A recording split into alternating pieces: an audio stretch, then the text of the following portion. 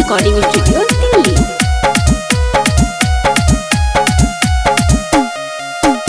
आई गोइल रक्षा बंधन सुनाय भैया हमार हो। आई गोइल रक्षा बंधन सुनाय भैया हमार हो। अब की तो राखी बन्हाई मिले हम तहरा से गलवा के हार हो।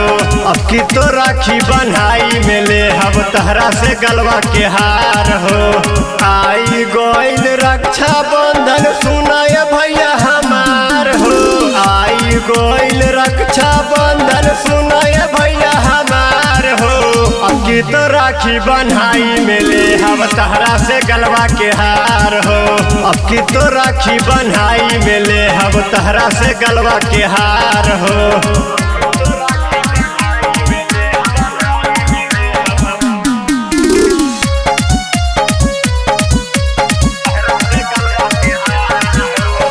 लाखों में एक बड़ा भैया हमार हो।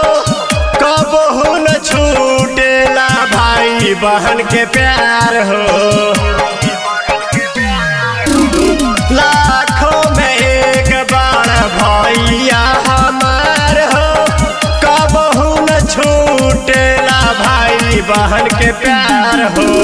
आज से बतिया को तनी कोली है पैसा जुगाड़ हो। आज से बतिया को तनी कोली है पैसा जुगाड़ हो।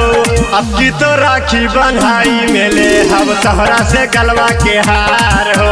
अब की तो राखी बन्हाई मिले हम तोहरा से गलवा के हार हो।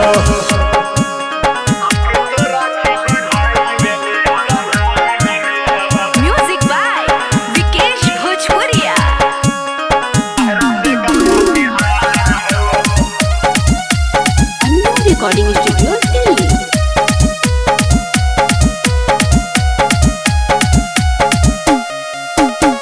परदीप भैया कौनो चली न बहाना। वही दिन हमारो के करी जानी माना।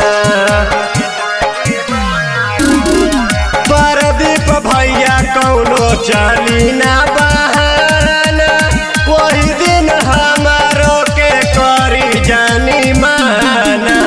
यही से आजो से कहतनी एक बात बार बार हो। यही से आजो से कहतनी एक बात बार बार हो। असो के राखी बन्हाई मिले हम तहरा से गलवा के हार हो। असो के राखी बन्हाई मिले हम तोहरा से गलवा के हार हो।